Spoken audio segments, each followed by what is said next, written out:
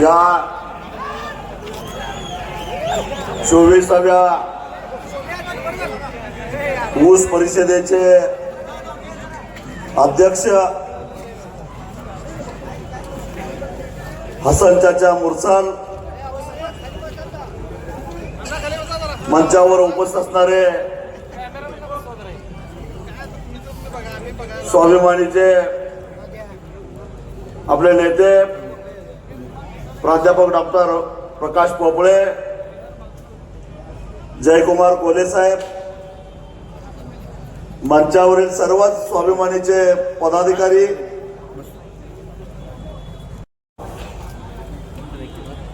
या ठिकाणी उपस्थित पत्रकार,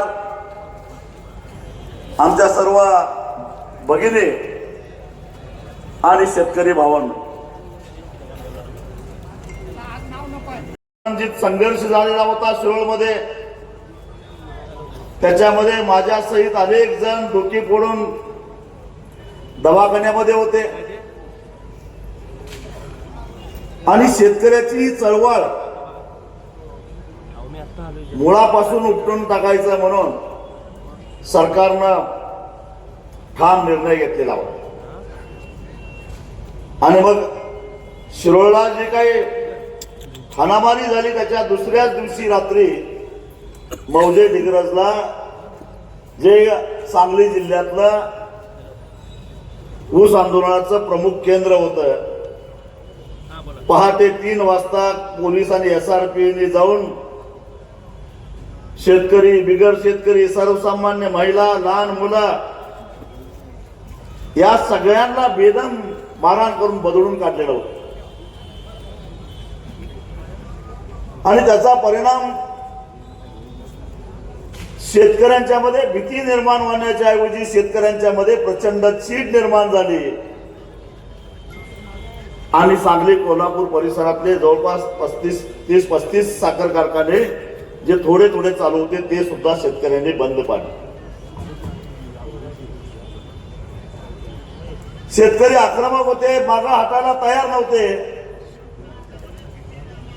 आपली मागणी टनाला 800 रुपयाची होती आणि कारखानदार म्हणत होते की 460च्या वर देणार नाही, असा तो संघर्ष होता. दिवस जात होते, एक दिवस पुढे जात होता, पण कधी नव्हे तो बळीराजा एकवटलेला होता आणि त्यामुळं तोही मागा हाकायला तयार नव्हता. अशा परिस्थितीमध्ये अजून किती दिवस कारखाने बंद करायचे, पुढे याचं काय करायचं, याचा निर्णय घेण्यासाठी म्हणून याच ठिकाणी 27 नोव्हेंबर 2002 रोजी आपण एक सभा घेतलेली होती, ती म्हणजे पहिली ऊस परिषद. असा ह्या ऊस परिषदांचा इतिहास आहे. आणि त्या ऊस परिषदेमध्ये एक पाऊल मागे येऊन आम्ही म्हटलं की 750च्या खाली आता आम्ही येणार नाही. 800 मागितलंय, ठीक आहे. आणि 2 दिवसानंतर जिल्हा मध्यवर्ती बँकेमध्ये बैठक झाल्यानंतर त्या बैठकीमध्ये कारखानदारांनी 750 रुपयाला मान्यता दिली आणि खऱ्या अर्थानं त्यावेळेपासून शेतकऱ्याच्या ऊसाचा दर कारखानदारांनी ठरवायचा नाही, साखर संघानं ठरवायचा नाही, बारामतीनं ठरवायचा नाही, तर जयसिंगपूरमध्ये ठरवायचा, ही परंपरा सुरू झाली. 24 वर्षापासूनची परंपरा अशाच पद्धतीने चालू आहे आणि त्याच्यामध्ये खंड पडेल असं वाटत नाही. उद्या कदाचित मी यायचं बंद पडलो तरी सुद्धा खंड पडता कामा नये, ही माझी तुम्हाला विनंती आहे. कारण शेतकऱ्यांनी स्थापन केलेलं हे व्यासपीठ आहे. शेतकऱ्यांनी शेतकऱ्यांच्या साठी स्थापन केलेलं हे व्यासपीठ आहे. इथं व्यक्ती महत्वाची नाही, तर हे व्यासपीठ महत्वाचं आहे, हे स्थान महत्वाचं आहे. म्हणून अनेक वेळा आम्हाला आग्रह झाला की जागा बदला, पण 3 अपवाद वगैरे तर ही जागा आम्ही कधीच बदलली नाही. एकदा आम्हाला चॅलेंज नाही, 3 वेळा सांगतो कुठल्यावर तेही सांगतो. एकदा आम्हाला चॅलेंज केलं गेलं काय जयसिंगपूरला नुसतं घेता, एकदा कोल्हापूरला घेऊन दाखवा म्हणून सासने मैदान भरून दाखवलेलं होतं, जे कुणालाच कधी भरता आलं नव्हतं. एकदा या समोर नगरपालिकेमध्ये त्यावेळी नगरपालिकेच्या निवडणुका लागलेल्या होत्या आणि त्यामुळं 100 मीटरपेक्षा जास्त कमी अंतर असल्यामुळं निवडणूक आयोगानं या ठिकाणी आपल्याला सभा यायला बंदी घातलेली होती, म्हणून झेले चित्र मंदिर जवळ आपल्याला परिषद घ्यावी लागली. आणि तिसऱ्यांदा लॉकडाऊन मध्ये आपल्याला ऑनलाईन सभा घ्यावी लागली, म्हणून आपण कल्पवृक्ष गार्डन मध्ये एक सभा घेतली. ते 3 प्रसंग सोडले तर या मैदानावर 21व्यांदा ही मांदियाळी शेतकऱ्यांची जमलेली आहे, लक्षात ठेवा.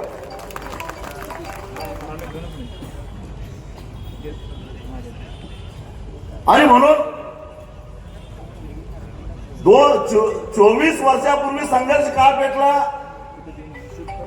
साखर साधारणपणे त्यावेळी 8.5 रुपये किलो होती आणि उसाला 450 रुपये. हे कुठलं गणित. म्हणून आम्ही 800 रुपये मागत होतो आणि त्यांच्या उरावर बसून आम्ही घेतलं. त्याच्यानंतर जेव्हा साखर 9 रुपये झाले त्यावेळी आम्ही 800 घेतले. ज्यावेळी साखर 10 झाली आम्ही 900 घेतले, 12 झाली 1100 घेतले, 15 झाली 1400 घेतले, 18 झाली 1700 घेतले, 22 झाली 2100 घेतले, 26 झाली 2500 घेतले. हे 26-27 पर्यंत आपलं कॅल्क्युलेशन ठीक चालत गेलं. पण मागच्या 4-5 वर्षामध्ये आपल्याला पैसे मिळत गेले. 24 वर्षापूर्वी परिस्थिती अशी होती की आपलं कर्ज पहिल्या बिलातनं फिटत नव्हतं. 30 जूनला सोसायटीचं अखेर असतं, त्यावेळी कुठनं तरी इकडनं तिकडनं पैसे आणायचं, सोसायटी भरायची आणि सोसायटी फिरवून घ्यायची. हेच आम्ही आयुष्यभर केलेलं होतं. जेव्हा 800 जेव्हा वर आम्ही गेलो त्यावेळी सोसायटी फिटून पहिल्याच बिलामधनं आमच्याकडे पैसे शिल्लक राहायला लागले. त्यातून काहीतरी करता यायला लागलं. हळूहळू सरकारनं सुद्धा वेळेवर कर्ज भरल्यामुळं 3% पंजाबराव, तेच जर का पैसे तुकड्या तुकड्यानं जर आपण घेतले तर पहिल्या टप्प्यामध्ये कर्ज फिटत नाही आणि मग ती सवलत आपल्याला मिळत नाही. आपल्याला साधारणपणे 10% व्याज भरावं लागतं. 3 लाखाचं कर्ज झालं 30,000 रुपये. कारण नसताना ऊस उत्पादक शेतकऱ्यावर 30,000च्या व्याजाचा बोजा पडतो.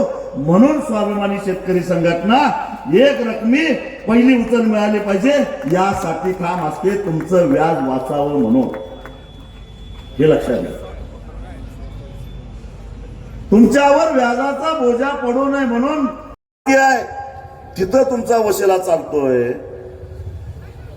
मग भारत सरकारनं शेतकऱ्यांच्यासाठी नाबार्ड नावाची जी बँक स्थापन केलेली आहे, ज्या बँकेला भांडवल देशाचा अर्थमंत्री पुरवत असतो बिनव्याजी, आणि ती बँक 2 आणि 3% व्याजानं शेतीसाठी कर्ज देत असते. तुम्ही कधी प्रयत्न केला का शेतकऱ्याला ऊसाची उचल देण्यासाठी जे प्लेज लोन काढावं लागतं ते प्लेज लोन नाबार्डनं द्यावं, ते 0% द्यावं, नाही जमलं तर किमान 2 किंवा 3% द्यावं. असं कधी राज्य साखर संघानं ठराव केला का? कधी पाठपुरावा केला का? केंद्रात कधी शिष्टमंडळ गेलं का? नाही गेलं. ही चूक कुणाची आहे?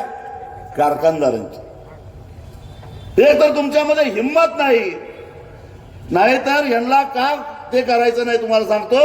कारण साखर कारखाने यांच्याच ताब्यात, जिल्हा मध्यवर्ती बँका यांच्याच ताब्यात, राज्य सहकारी बँक सुद्धा यांच्याच ताब्यात, आणि त्या बँकेच्या माध्यमातून 13 आणि 14% साखरेवर प्लेज लोन देता यावं. त्याशिवाय त्या व्याजावर जिल्हा बँकेमध्ये आणि राज्य सहकारी बँकेमध्ये आईश करता येत नाही, म्हणून ते मागत नाही. ते लक्षात ठेवा. नाबार्डनं जर का यांना 2 आणि 3% व्याजानं कर्ज दिलं तर जिल्हा बँकेचं कर्ज कोण घेणार, राज्य बँकेचं कर्ज कोण घेणार, म्हणून हे मागत नाहीत आणि आपल्याला काय म्हणतात. आणि परत ऊस तुटल्यानंतर आणि जर तुम्हाला वर्ष सव्वा वर्ष पैसे वापरणार असाल तर जरा लाज वाटली पाहिजे.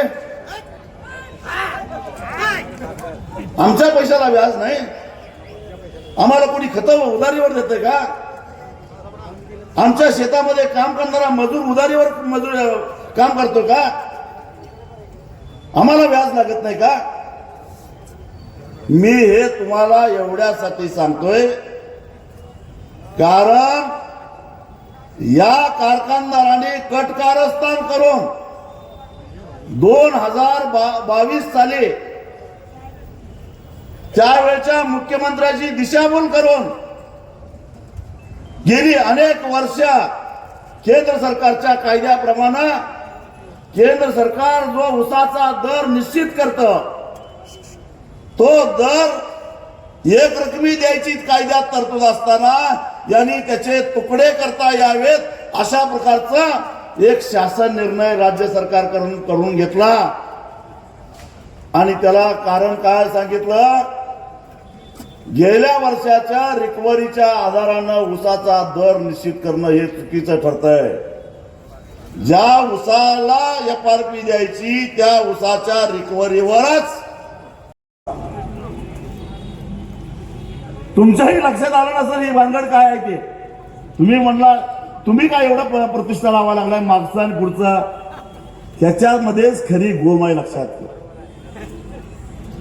रिकव्हरी तुमची निश्चित झाल्याशिवाय तुमची FRP निश्चित होत नाही. आणि मग नेमकी रिकव्हरी कधीची धरायचं या संदर्भामध्ये केंद्र सरकारनं भार्गव समिती नावाची एक समिती नेमली आणि त्या समितीनं म्हणून त्या शासन निर्णयाला मुंबई उच्च न्यायालयामध्ये मी स्वतः चॅलेंज केलं, आव्हान दिलं. आणि मी तुम्हाला सांगतो की मार्च 2025 साली म्हणजे या वर्षी त्याचा निकाल लागला. 50 तास सुनावणी झाली होती, 1-2 नव्हे हायकोर्टामध्ये. पण त्या माणसानं 1 रुपया सुद्धा न घेता हायकोर्टामध्ये आपली खिंड लढवली. त्याचं अभिनंदन केलं पाहिजे आपल्याला. आज खरं तर आम्ही सत्कार करणार होतो पण ते अजून माझीच एक केस सुप्रीम कोर्टामध्ये आहे, त्याच्या तयारीसाठी ते पुण्यात थांबले. कुठली तर हा जो निकाल आपण लावून घेतलेला आहे त्याला राज्य सरकारनं सुप्रीम कोर्टामध्ये चॅलेंज केलं आहे. पहिली लढाई आम्ही जिंकली, सुप्रीम कोर्टानं स्थगिती द्यायला नकार दिलाय. 4 मुंड्या चित केलंय सरकारला आम्ही सुप्रीम कोर्टात सुद्धा. अहो कुणी योगेश पांडे या नवख्या वकिलानं ज्याच्या विरोधामध्ये ज्या साखर संघाला टनाला 1 रुपया हिशेबाप्रमाणे वर्षाला महाराष्ट्रातला ऊस उत्पादक शेतकरी 13 कोटी रुपयाची वर्गणी देतो, त्या वर्गणीतनं या साखर संघानं आपल्या विरोधात 70-80 लाख रुपये खर्च करून एक मोठाच्या मोठा वकील दिलेला होता. त्याला 4 मुंड्या चित केला आमच्या योगेश पांडेनं, जो रिक्षानं जात होता हायकोर्टामध्ये. फक्त साखर संघ नव्हे, राज्य सरकार सुद्धा कुणाच्या बाजूला होतं, कारखानदारांच्या बाजूला होतं. राज्याचे अटर्नी जनरल, महाअभियोक्ता सराफ हे त्या सुनावणीमध्ये त्यांना बरीच कामं असतात तरी सुद्धा बसून होते आणि सरकारचं कसं बरोबर आहे हे सांगायचा प्रयत्न करत होते, पण त्यांची डाळ शिजली नाही. परत सुप्रीम कोर्टामध्ये जाऊन या निकालाला स्थगिती घेण्याचा प्रयत्न त्यांनी केला, पण सुप्रीम कोर्टानं फक्त दावा दाखल करून घेतला, स्थगिती द्यायला स्पष्ट शब्दामध्ये नकार दिला. आणि हा जो हायकोर्टाचा निकाल आहे तो निकाल घेऊन मी साखर आयुक्तांच्याकडे गेलो आणि त्यांना सांगितलं पूर्वलक्षी प्रभावानं हा शासन निर्णय रद्द झालेला आहे. म्हणजे 2022 सालापासून ज्या साखर कारखान्याने तुकड्या तुकड्यानं शेतकऱ्याला ऊसाचे पैसे दिलेले आहेत. ते पहिला तुकडा जो 15 दिवसाच्या आत दिलेला आहे आणि उरलेल्या तुकड्याचं उशिरा दिल्याबद्दल दर साल दर शेकडा 15% व्याजानं आज अखेर 3 वर्षाचं व्याज द्यायचं असा आदेश कोर्टाचा आहे. आणि प्रत्येक साखर कारखान्याला तशा नोटिसा काढायला भाग पडल्या. साखर आयुक्तानं नोटिसा काढल्या. आपल्याच कोल्हापूर जिल्ह्यातला एक कारखाना ओलम हेमरस, मला वाटतं त्याचं नाव ओलम हेमरस, आता कोल्हापूरला सर्किट बेंच झालंय म्हटल्यानंतर सर्किट बेंचला या आदेशाला स्थगिती मागायला गेला. कोल्हापूर कोर्टानं त्याचा दावाच खारिज करून टाकला. म्हणजे स्टे तर राहिलाच बाजूला, दावा दाखल करून घ्यायला सुद्धा स्वच्छ शब्दामध्ये नकार दिला. कारण 2 न्यायमूर्तींच्या बेंचनं दिलेला निकाल हाच निकाल कायम आहे, याच्यावर विचार होऊच शकत नाही असं कोल्हापूर सर्किट बेंचनं सुद्धा सांगितलं. तिथं सुद्धा स्वाभिमानीचा आणि आपल्या सगळ्यांचा दणदणीत विजय झालेला आहे. आता सुप्रीम कोर्टामध्ये चालवतील, अगदी भले मोठे मोठे वकील आणून देत, पण मी राज्य सरकारला इशारा देतो, तुम्ही या लाखो ऊस उत्पादक शेतकऱ्यांच्या विरोधामध्ये, या साखर सम्राटांच्या साठी तुम्ही जर का कोर्टामध्ये आमच्या विरोधात लढला तर तुम्हाला पुन्हा एकदा मातीत लोळवल्याशिवाय सोडणार नाही, हा तुम्हाला इशारा या ठिकाणी देतो. देवेंद्र फडणवीसना मी इशारा देतो. या देवेंद्र फडणवीसांना मी 10 वर्षापूर्वी पहिल्यांदा मुख्यमंत्री झाले त्यावेळी काटा कशा पद्धतीनं मारला जातो याचे पुरावे लिहून दिलेले होते. जसं कारखाने कसं विकतात याचे पुरावे दिले, ते त्या किरीट सोमय्याला दिलं त्यांनी आणि त्यानं सगळ्या कारखानदारांनाच भाजप काटामारी थांबवा. 10% काटामारीमध्ये आमचा ऊस चाललेला आहे. समजा तुमचा ऊस 2 सांगडीमध्ये मिळून 20 टनाचा असेल तर त्यात साधारणपणे 2 ते 2.5 टनाचा काटा हा मारला जातो. मग किती टक्के झालं? 10% झालं का नाही? 5000 टन ऊस गाळणारा कारखाना जर 10%नं काटा मारायला लागला तर रोज 500 टन काटा मारला जातो. आणि त्या 500 टनाचं 3000 कमीत कमी पैसे धरले तर त्याचे होतात 15 लाख रुपये. दररोज 15 लाख रुपये काळा पैसा त्या लोकांच्या खिशामध्ये जातो, हे लक्षात ठेवा. काटामारीतनं एका कारखान्यात एका दिवशी 5000चा असेल तर अन्ना को गुस्सा आता है त्याचा आहे 20,000चा.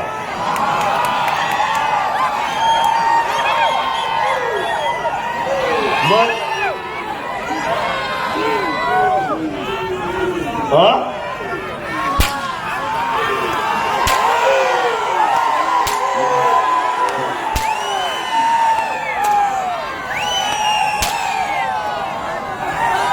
20,000चा म्हणजे हिशेब करा.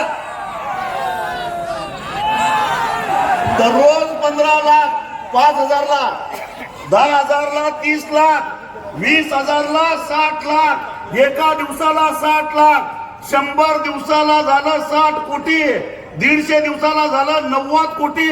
एक नवा कारखाना निघतोय. पद्धतीनं पेट्रोल डिझेल देत असताना वजनात पाप केलं जायचं. त्याच्यावर या ऑइल कंपनीने रिसर्च केला आणि एक सॉफ्टवेअर विकसित केलं. मायनिंग मध्ये सुद्धा अशाच पद्धतीनं चोऱ्या व्हायच्या आणि एक सॉफ्टवेअर विकसित केलं आणि ते वजन काटे आहेत, त्या वजन काट्यामध्ये कुठेही ऍडजस्टमेंट करता येणार नाही. आणि केलं तर त्याचा पासवर्ड ज्याच्याकडे आहे त्याला सहज लक्षात येईल अशा प्रकारचं सॉफ्टवेअर विकसित केलं. आणि महाराष्ट्रातले नव्हे देशातले या सगळ्या ऑइल कंपन्यांचे काही कोटीच्या संख्येनं असणारे जे पेट्रोल पंप आहेत ते ऑनलाईन जोडले. एका जरी पंपवाल्यानं जरा काही ऍडजस्टमेंट केली लगेच कंपनीला कळतं, कंपनी येते तो पंप सील करतं. तसं महाराष्ट्रात कारखाने तर 200च आहेत. 200 कारखान्याचे 200 काटे जर का ऑनलाईन जोडले गेले आणि एखाद्यानं काटा मारायचा प्रयत्न केला तर लगेच साखर आयुक्ताला किंवा वजन मापन महानिरीक्षक जे पोलीस आयुक्त असतात त्यांना जर का ते कळलं तर लगेच ताब्यात घेतलं तर काटामारी थांबून ऊस गाळतात. म्हणजे सगळ्यात लाभदायक तेच झाले.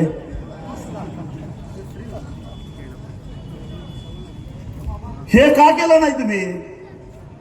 माझं आपल्या सांगली कोल्हापूरच्या कार्यकर्त्यांना एक विनंती आहे. कोल्हापूरला एक वजन काटा तपासायचं एक मशीन येऊन पडलेलं आहे.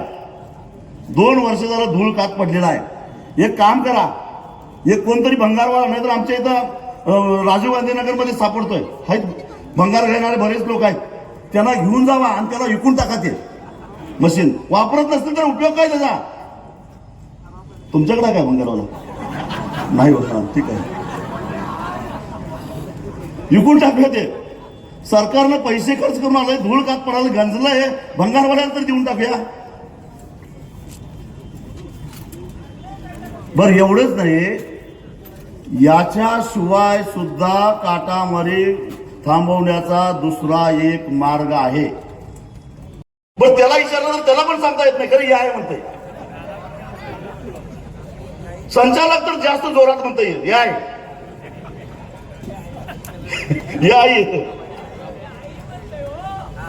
हे आहे म्हणजे आर्टिफिशियल इंटेलिजन्स, कृत्रिम बुद्धिमत्ता. कॉम्प्युटरच्या साहाय्याने शेती करायची. तुम्हालाही सांगतो, मला माहिती आहे उगण्या लागल्या, मला माहिती आहे तुरा येणार आहे, उसाला पाऊस जास्त पडला की तुरा येतोय, मला माहिती आहे. पण म्हणून ऊस घालवायला गडबड करायचं कारण नाही. तोडणाऱ्याला वरनं 5,000 रुपये द्यायची गरज नाही. मी आता तुम्हाला सांगतो, जर तुम्ही वरनं पैसे दिला तर याद राखा, इथं असणाऱ्या सगळ्यांचा नसणाऱ्यांचा सगळ्यांचा ऊस 30 जानेवारीच्या आत संपणार आहे. तेवढेच दिवस कारखाने चालणार आहेत. तुम्हाला हरभरा करायचा आहे फेब्रुवारीत करा, तुम्हाला गहू करायचा आहे लेट गहू फेब्रुवारीत चालतोय, तुम्हाला फेब्रुवारीमध्ये उन्हाळी ज्वारी करा, उन्हाळी सोयाबीन करा, उडीद करा, मूग करा. तुम्हाला फेब्रुवारी मार्च एप्रिल मे 4 महिने मिळतात. उगाच दुसरं पीक घ्यायचं आहे म्हणून त्यांना त्यांच्या मड्यावर 5,000 रुपये घालून टोळ्या पळवा पळवी करायच्या भानगडीत पडू नका, मशीन पळवा पळवी करायच्या भानगडीत पडू नका. काय पडणार आहे? मी तुम्हाला सांगतो 30 जानेवारीच्या आत ऊस संपणार आहे. ऊस आहेच कुठे इथं? सतत 4 महिने पाऊस पडल्यामुळं एकरी 7 ते 8 टनाचा ऊसाचा हे कमी झालेला आहे, अवरेज कमी झालेला आहे. काळ्या रानात तर ते 10 टनापर्यंत गेलेला आहे. पाणी पाझरच लागलाय. 15 मे पासून पाऊस पडायला नाही. त्यामुळं ऊस घालवायला गडबड करायचं कारण नाही. तुम्ही घरात बसून राहिला तरी सुद्धा जानेवारीमध्ये तुम्हाला हुडकत येणार आहेत तुमचा ऊस तोडायचा आहे का म्हणून. कुणाच्या मागे लागू नका. आणि त्यांना काय कमी आहेत का हो? त्यांचे मजुरी वाढीचं आंदोलन होतं त्यावेळी आपण विरोध केला का? लवादानं त्यांना 1 टन ऊस तोडायला 4. हा हक्का मजूर किती काय दर आहे? हक्का मजूरचा मला काय हा काय दर आहे?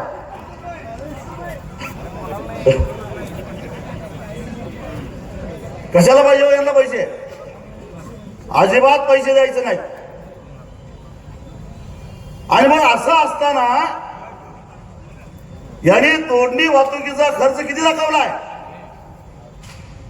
तोडणी वाहतुकीचा खर्च मगाशी कुणीतरी सांगितलं 1,150 मराठवाड्यात 1100च्या वर गेलेला आहे. बरं यांनीच कायदा करून ठेवलाय हो. यांनीच कायदा करून ठेवलेला आहे की 1 टन नाही, एक कारखाना कार्यक्षमतेनं चालायचा असेल तर त्याला 25 किलोमीटरच्या परिघामध्ये दुसऱ्या कारखान्याला परवानगी द्यायची नाही. कायदा तुम्हीच करून घेतलाय. मग 25 किलोमीटर मध्ये तुम्ही जो ऊस तोडताय, वाहतूकदारांना मी विचारलं 25 किलोमीटरचं वाहतुकीचं भाडं किती होत आहे?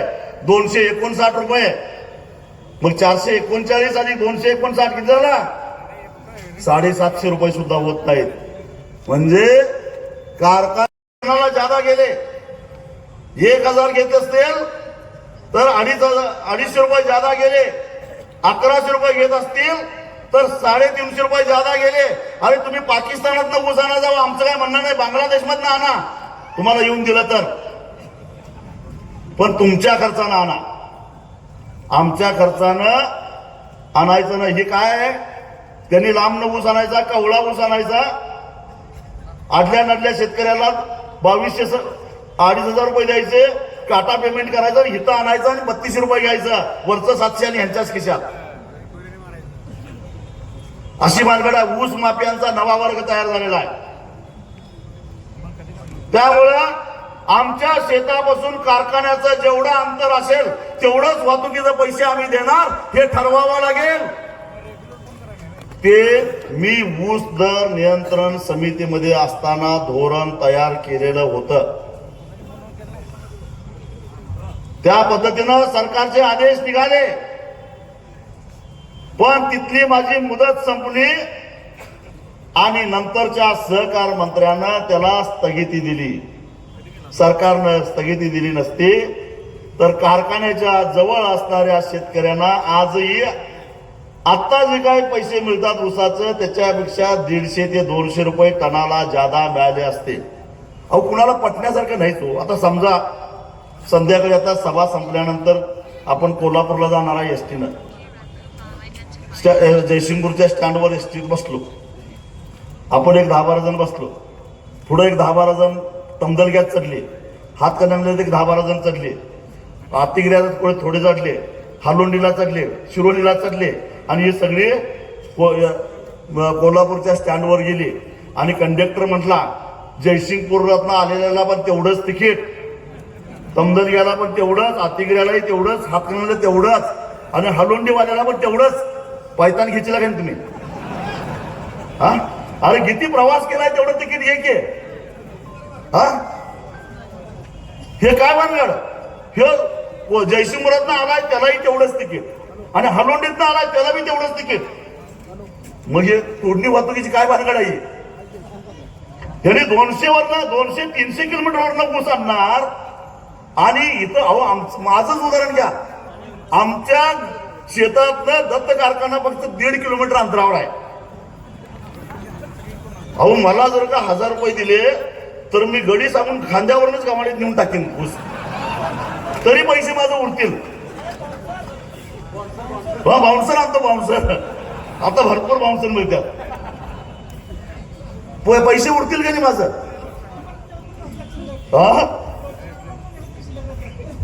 काय चाललंय? काय शेतकरी विचारत नाही म्हणून असं चाललंय.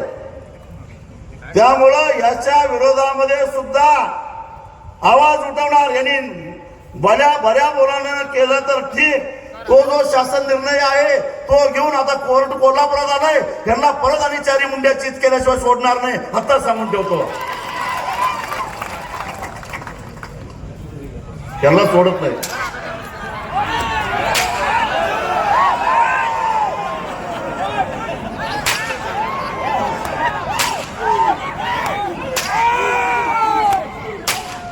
ते कोर्टात घेऊनच जायचं एकदा.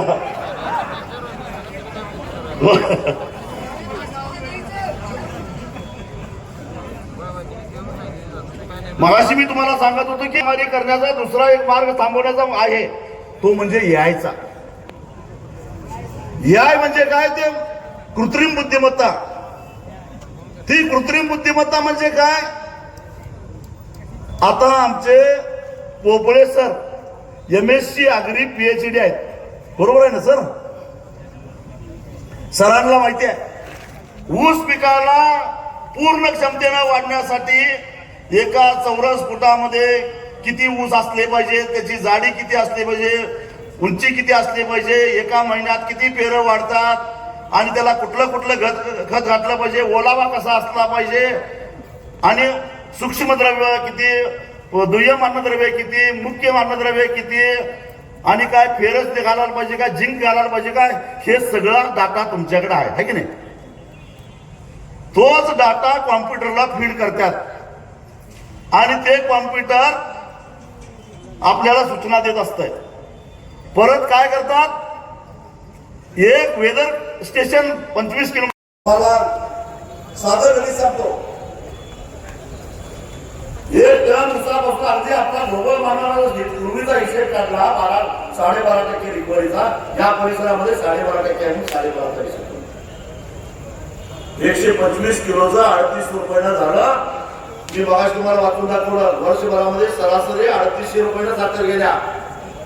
3800 झालं 4700 रुपये झालं. प्रक्रियाकरण तोडणी वाहतूक वजा जाता, व्याज वजा जाता, एकूण बेरीज झाली 1850, म्हणजे 5608 वजा 1850, 3750 रुपये द्यायला ह्याला काहीच हरकत नाही गेल्या वर्षाचं. पण आम्ही मागायला कुठे गेली 200 मागायला. तुम्हाला त्याचं महत्व वाटेल असणार आहे. तुम्ही आता एकदा ठरवा, विशेषतः तुमची पोरं जर पार निवडून गेलेली आहेत, त्या पोरांना कळलं पाहिजे, अरे तुझ्या हातामध्ये जो स्मार्टफोन आहे, त्या स्मार्टफोनसाठी अनेक वेळा तुमच्यात माझ्यासाठी माणसं गेलेली आहेत, त्यामुळे उसाला दर मिळाला आणि म्हणून तुझ्या भावाला स्मार्टफोन घेण्याची आर्थिक कुवत निर्माण झाली आणि म्हणून त्यानं तुला फोन दिला. आणि 10.25 ला 3550, त्यातनं 1000 रुपये वजा जाता 2550 रुपये पहिली उचल कायद्यानं. तुम्हाला आठवण करून देतो, गेल्या वर्षी कलेक्टर ऑफिस मध्ये आपण बसलो होतो. एका कारखान्याचा संचालक एमडी आजरा कारखान्याचा काय म्हटलं माहितीये काय म्हटलं, कायद्यावर बोट ठेवला म्हणजे ना, त्याचं काय म्हटलं माहितीये, कायद्यानं आम्ही 2450.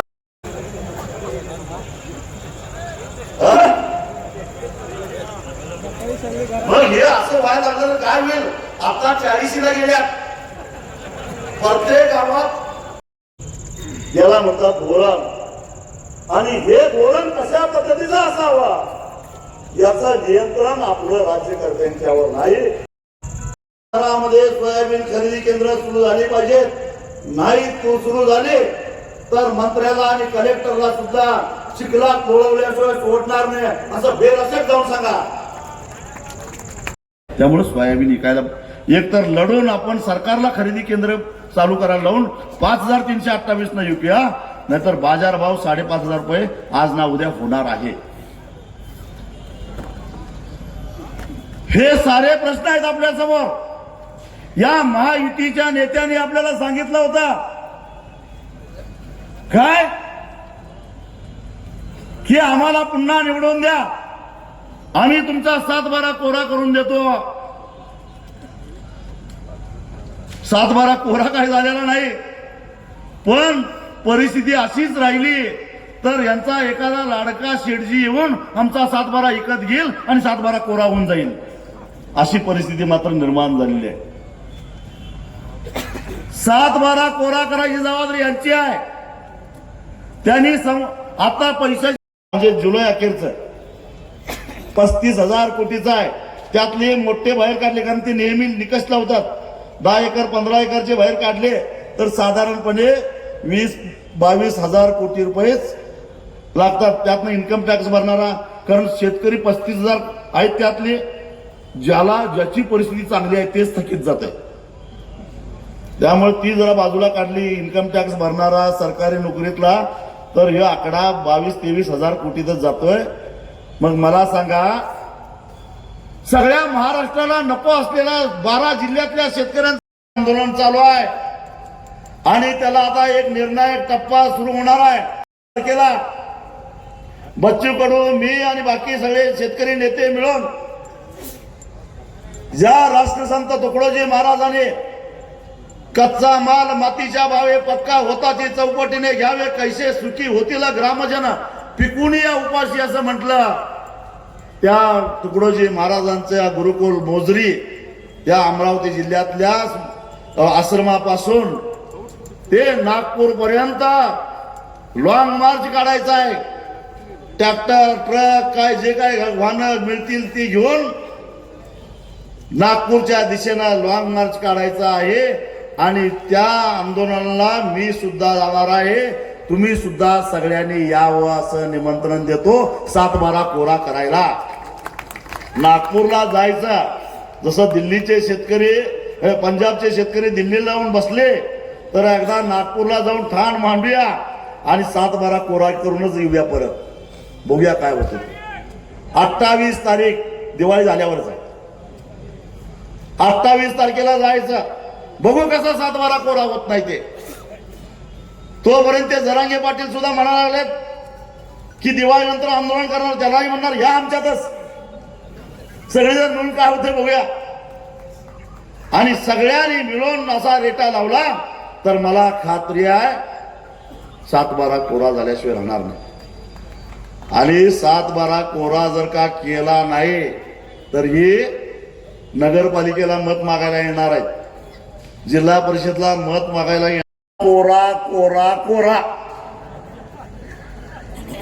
म्हटलं गेले. त्या 7-12चं काय झालं हे विचारायचं. येणार आहेत पुढच्या महिन्यामध्ये मत मागायला. ते जमल काय नाही, म्हणायला जमल काय. केसेस होतील आता आमच्यावर नाहीत.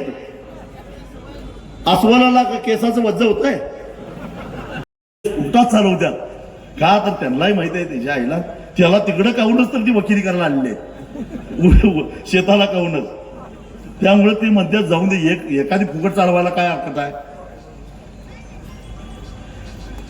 त्यामुळं 28 तारखेला ते आंदोलन 8-10 दिवस चालेल असा अंदाज करू आपण. आणि त्याच्यानंतर एक निर्णायक संघर्ष उभा करायचा आहे. त्याच्या आधी किशोर तुमची ऊस परिषद कधी या निर्धारानंच उतरायचं हे लक्षात ठेवा.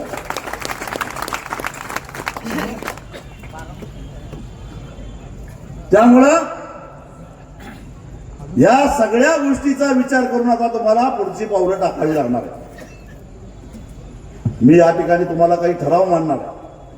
आता ठराव बरेच आहेत, त्यामुळं नुसतं वाचतो आता काही त्याच्यावर विश्लेषण करणार असा होता की ज्या पिकाचं नुकसान 50% जास्त झालंय त्या पिकावर काढलेलं कर्ज थकीत नसलं तरी सुद्धा पूर्णपणे माफ. आणि ज्यांनी कर्ज काढलं नाही त्याला नाबार्डच्या NDRFच्या निकषाच्या 3% ज्यादा समग्र अनुदान, म्हणजे जवळपास कर्जा एवढंच. हा ठराव मंजूर. वाढलेली महागाई, खते, बी बियाणे, कीटकनाशके व मजुरी भरमसाठ वाढल्याने सरकारच्या चुकीच्या आयात निर्यात धोरणामुळे शेतकरी कर्जबाजारी झालेला आहे. त्यामुळं निवडणुकीपूर्वी महायुती सरकारने दिलेल्या संपूर्ण कर्जमुक्तीचा शब्द पाळून तातडीनं शेतकऱ्याची कर्जमुक्ती करून 7-12 कोरा करावा. राज्य सरकारने मुख्यमंत्री सहायता निधीसाठी 15 रुपये कपातीचा घेतलेला निर्णय रद्द करण्यात यावा. तसेच राज्यातील सर्व साखर कारखाने हे काटा मारत असल्याचे मुख्यमंत्र्यांनी कबूल केले आहे. त्यामुळे तातडीने राज्यातले सर्व साखर कारखान्याचे वजन काटे ऑनलाईन करण्यात यावेत. AI तंत्रज्ञानाच्या धर्तीवर ऊस उत्पादन वाढीसाठी राज्य सरकार, राज्य साखर संघ, वसंतदादा शुगर इन्स्टिट्यूट या सर्वांनी मिळून मोहीम राबवली आहे. त्याच पद्धतीने AI तंत्रज्ञानाच्या माध्यमातून काटामारी व रिकव्हरी चोरी यावर सुद्धा तातडीने नियंत्रण आणावे.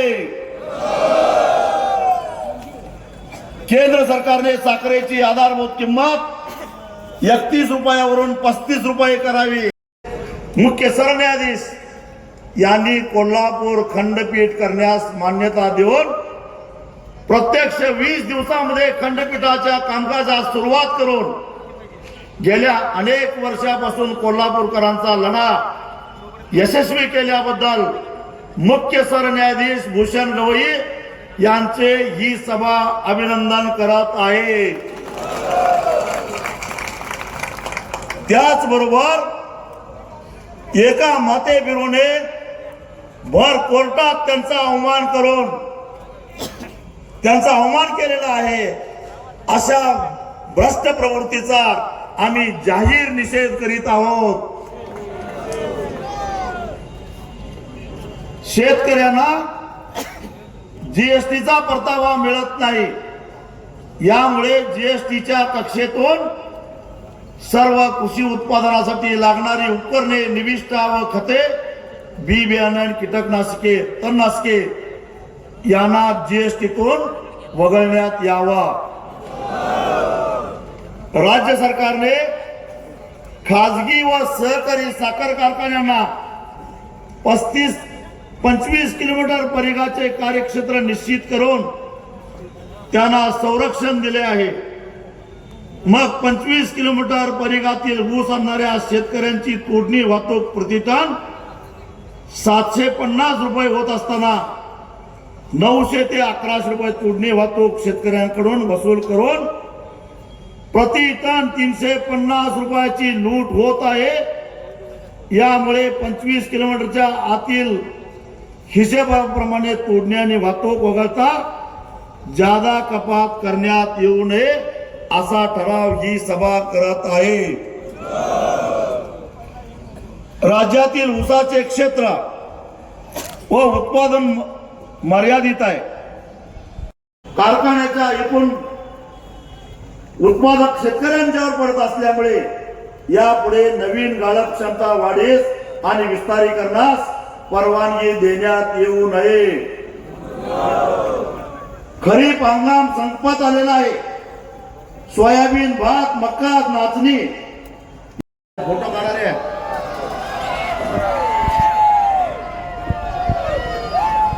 कारण काही बामटी विकासाला आमचा विरोध नाही म्हणतात म्हणून म्हटलं हात वर करा जरा. स्वाभिमानी त्याच्यानंतरचा ठराव गवा, हत्ती, रानडुकर, बिबट्या आणि वानर हे वन्य प्राणी शेतीचे मोठ्या प्रमाणामध्ये नुकसान करत आहेत. त्यांचा बंदोबस्त करावा आणि नुकसान भरपाईमध्ये वाढ करण्यात यावी. व्याज देण्यासाठी काढलेल्या आदेशाची अंमलबजावणी ताबडतोब करावी. अन्यथा सदरच्या साखर कारखान्याच्या विरोधामध्ये न्यायालयाचा अवमान केला म्हणून अवमान याचिका दाखल करण्यात येईल. राज्य सरकारने बेदाणे शालेय पोषण आहारात समावेश करण्याचा निर्णय घेतला, पण त्याची अजूनही अंमलबजावणी करण्यात आलेली नाही. यामुळे तातडीने शालेय पोषण आहारामध्ये बेदाणा देण्याची अंमलबजावणी करण्यात यावी. गेल्या हंगामामध्ये तुटलेल्या ऊसाला FRP वगळता अजून 200 रुपये अंतिम बिल देण्यात मंजूर. आणि एक मी विनंती करणार आहे, आत्महत्या करायची गरज नाही. त्यांना चिखलात लोळवून आपला 7-12 कोरा करायचा आहे. त्यामुळं तुम्ही तुमचा निर्णय मागे घ्या आणि 28 तारखेला चला माझ्यावर नागपूरला, कसा 7-12 कोरा होत नाही बघू. आता सगळ्यात शेवटचा ठराव आहे तो या वर्षी झाला की 15 रुपयाचा ठराव झाला झाला की पाणी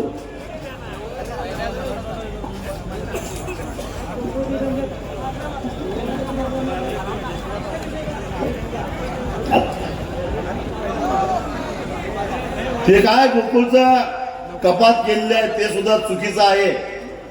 आणि अशा प्रकारचं डिबेंचर कपात करायचा अधिकार नाही. पण जे आंदोलन करतात तेही कपात करत होते, त्यांनी पहिल्यांदा जाहीर माफी मागावी. पण हे 40% कपात केलेला आहे, त्याला ही सभा विरोध करते आहे. 100% उत्पादकांचा पैसे परत दिले पाहिजेत. ते व्याजाला ठेवायचं काय खर्च करायचं ते उत्पादकाला ठरवून द्या की तुम्ही कोण ठरवणार. बास की नाही, लई ठराव झालं तर कोण लक्षात ठेवणार नाही. आता मला सांगा, आंदोलन करायचं का काय करायचं? बघा, आज तारीख 16 आहे. वर्षाला आमच्या नावानं बोंबल द्या. तुम्ही लवकर ऊस परिषद का घेत नाही? सरकारनं 1 नोव्हेंबरला कारखाने चालू करायचं म्हटलं. आम्ही 15 दिवस, आज 16 तारीख आहे, 10 नोव्हेंबर पर्यंत आज आम्ही जी काही मागणी करतोय याचा कारखानदारांनी विचार करावा. आतापर्यंत तर 1 महिन्यापूर्वी ऊस परिषद ठरली होती, पण एकटा सुद्धा बोलायला तयार नाही. या वर्षाची तसं कायद्याप्रमाणे, कारण हायकोर्टाचाच आता निकाल झालेला आहे आणि त्या निकालाप्रमाणे जिल्ह्यातलं सांगतो तुम्हाला, लांब जायची गरज नाही. जिल्ह्यातला साखर कारखान्यांनी फक्त 1 रकमी FRP द्यायची ठरवली, तर तोडणी वजा जाता काही ठराविक कारखान्यांचं सांगतो सगळं सांगायला उशीर लागेल. सगळं गेल्या वर्षाची रिकव्हरी आणि गेल्या वर्षाचे तोडणी वाहतूक वजा जाता आणि हे आकडे साखर आयुक्तालयातनं घेतलेले आहेत. त्यामुळे चुकीचं असायचं काही कारण नाही. दालमिया शुगरचं या वर्षीची 1 रकमी FRP बसते, जी हायकोर्टानं आदेश दिलेले आहे 3713. पंजिंगा कारखान्याची बसत्या 3632, कुंभीची बसत्या 3661, बिद्रीची बसत्या 3552, गुरुदत्तची बसत्या 3341, दत्तची बसत्या 3341, जवारची बसत्या 3300, शरदची बसत्या 3246. बाकी जिल्ह्यातले याच लेवलला आहेत, पण ही खालची आहे ती रिकव्हरी चोरलेली आहे. त्यामुळं या वर्षाची पहिली उचल आमची विना कपात 1 रकमी 3751 रुपये असले पाहिजे. 3700 कायद्यानंच बसते व 3713. आणि या दालमिया कारखान्याला एवढ्या लांबनं ऊस नेऊन सुद्धा जर त्याची रिकव्हरी एवढी बसपर्यंत तुमची वाट बघतोय. मी नागपुरातनं परत आल्यानंतर 11 तारखेनंतर मैदानात उतरणार आहे. पण जे काय व्हायचं ते होऊन दे. 25 दिवस साखर कारखान्यांनी याचा विचार करावा आणि आम्हाला सांगावा. आता आमच्या नावानं बोंबलायचं नाही. संघटनेमुळे कारखाने उशिरा चालले. चर्चेचे दरवाजे आमचे खुले आहेत. आम्ही आमची भूमिका मांडलेली आहे. कारखानदारांनी अजूनही आपली भूमिका मांडलेली नाही. सगळे संपून त्यांना देशातील इतर नागरिकांप्रमाणे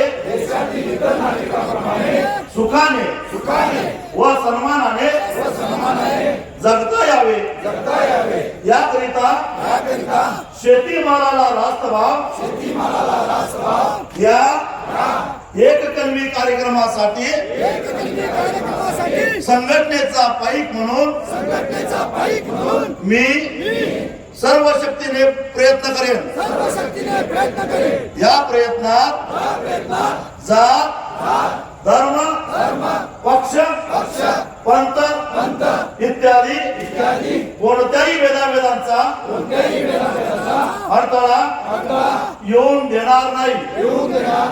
स्वाभिमानी शेतकरी संघटनेचा उचल, पहिली उचल 3751 रुपये. अरे कोण म्हणतंय देत नाही? धन्यवाद.